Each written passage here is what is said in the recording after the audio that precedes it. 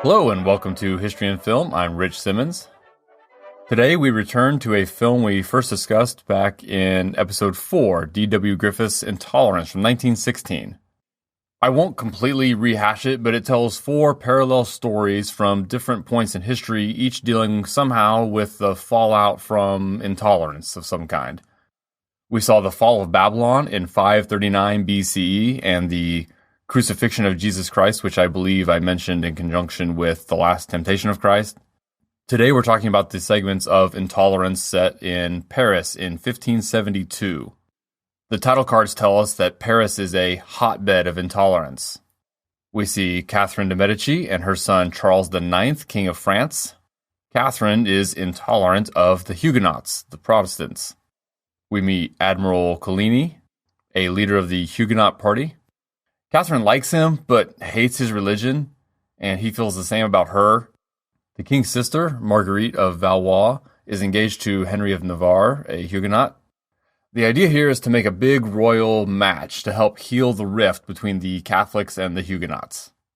We also meet a common girl, simply named Brown Eyes. If you remember, this film had a problem with naming its female protagonists. We had Dear One in one storyline and Mountain Girl in another storyline. After Brown Eye's boyfriend leaves her place, a soldier grabs her and hopes to make her his, and she fights him off for now. The Catholics in Paris are calling the Huguenots violent and a threat to them. They bring up the incident in Michelade at Nimes, where Huguenots killed hundreds of Catholics, and this did happen. After a failed attempt to kidnap the king and the royal family in 1567, so 5 years before the events in this film, Huguenots killed more than 80 people at Nimes, so probably not hundreds as the character in Intolerance claims. It also doesn't seem to have been a premeditated event. Tensions were just really, really high at this point in French history, and it took very little for things to escalate to violence. Despite seeing her at the beginning of the film talking civilly to Coligny, we see Catherine finally getting her son to sign off on the order for the massacre of St. Bartholomew. He refuses at first, but they convince him it's vital for their safety. Catholics go around marking the houses of Huguenots with chalk on St. Bartholomew's Day Eve. When the bell of St. Germain sounds on St. Bartholomew's Day, the massacre begins. Brown Eye's house is one of those targeted. The soldier who liked her from earlier sees the chaos of this citywide massacre as an opportunity to rape Brown Eyes. He fails, but kills her in the struggle. Again, I discussed it last year, but only one of the 4 storylines in Intolerance gets a happy ending. This is not one of them. The first 3 chronologically end in death. And that's basically it as far as how much the movie covers. That's, they talk about, hey, Catholics and Protestants aren't getting along. Queen orders a massacre. Massacre ensues. So I know that was super quick and a simple story, but it is just one of 4 plots in an old silent film, granted a 3-hour silent film. So this may end up being a really short episode, but there is more for us to explore with so many historical figures being introduced in this film, even though the film didn't have much for them to do. Basically, this entire event obviously stems from the Protestant Reformation. In 1439, we got the printing press, allowing access to books to those who never would have had them otherwise, so literacy rates gradually increased. The Renaissance is well underway as well. In 1517, just 5 years after Michelangelo finished the Sistine Chapel, Martin Luther posted his 95 Theses and gradually argues more and more against the practices of the Catholic Church. This Protestant fire spreads across Europe. John Calvin leaves the Catholic Church in 1530 and later flees to Switzerland. Henry VIII of England declares himself the head of the Church in England in 1534. And basically what you have for the first time, at least significantly, since the beginnings of the church, are common people debating and questioning their faith. By the early 1570s, about 10% of the population of France was Huguenot. This is simply the name for members of the Reformed Church of France, Calvinists, who, while they saw the problems with the church that Luther did, had their own ideas on how to be Christian. As their numbers and prominence grew, the Catholics in France became more and more hostile toward them. So let's meet Gaspar De Colini, who was introduced at the very beginning of the film. He was born into a noble family from the Burgundy region in France, southeast of Paris. He was a prominent soldier for France who became a fierce Protestant supporter and Huguenot, even receiving letters from John Calvin himself. Basically, Calvin stayed away safely in Switzerland, but through his writings, he was a major intellectual player during the Reformations. Colini was secretly trying to set up colonies overseas for his fellow Huguenots to settle in and live peacefully. A French colony was even established in Brazil in 1555, but they were booted out a decade later by the Portuguese. By the time of the death of the French king Henry II in 1559, Colini was one of the primary advocates for the Huguenots, demanding reforms to formally protect their rights within France. In 1562, an on-and-off period of civil war called the French Wars of Religion began. But before we go on there, it's time to meet Catherine de' Medici. She was the great-granddaughter of Lorenzo the Magnificent of Florence, who I mentioned last month was a patron of Michelangelo. When she was 14, she married the also 14-year-old crown prince of France, Henry, who ascended to become Henry II. The couple had 10 children, of whom 7 survived to adulthood. I mentioned Henry died in 1559. Well, in the subsequent 30 years, Catherine had enormous power in France.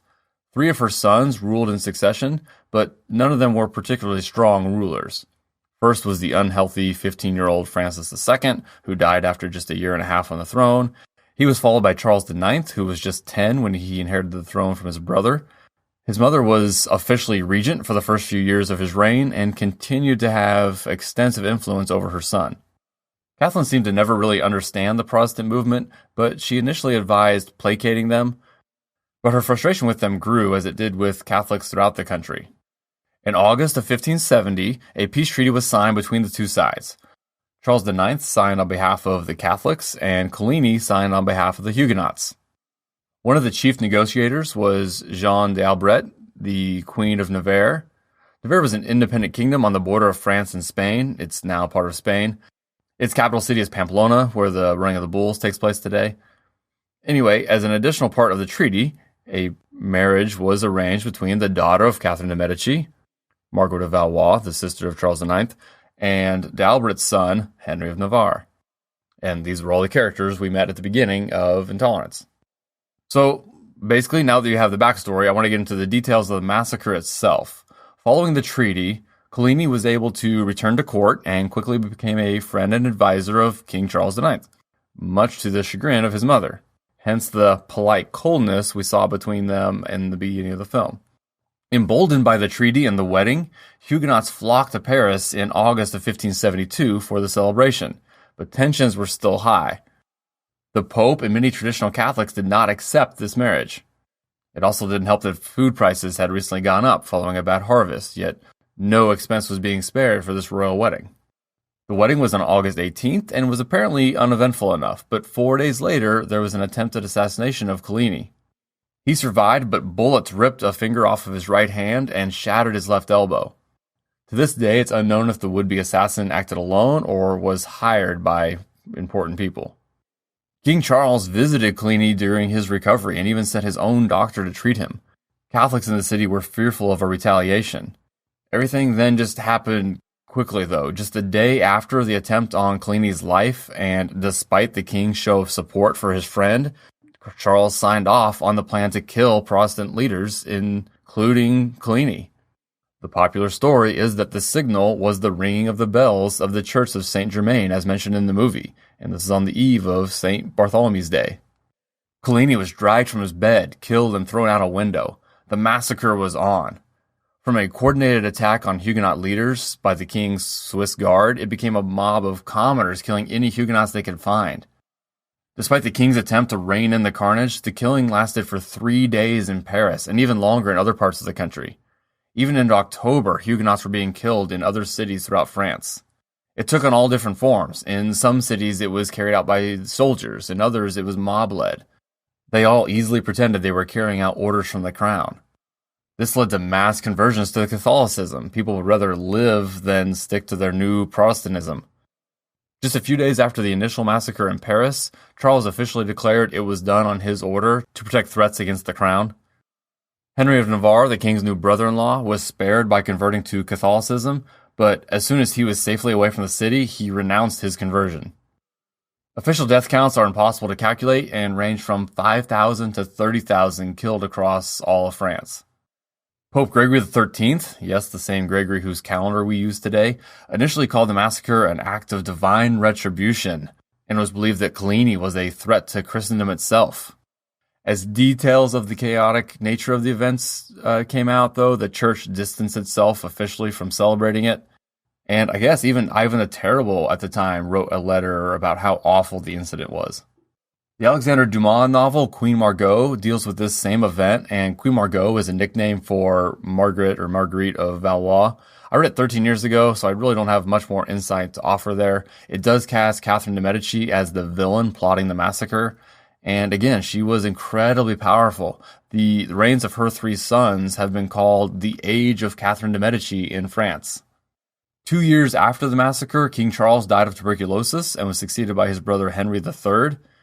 Henry III was 22, but still relied much on his mother's counsel, though perhaps not as much as his brothers.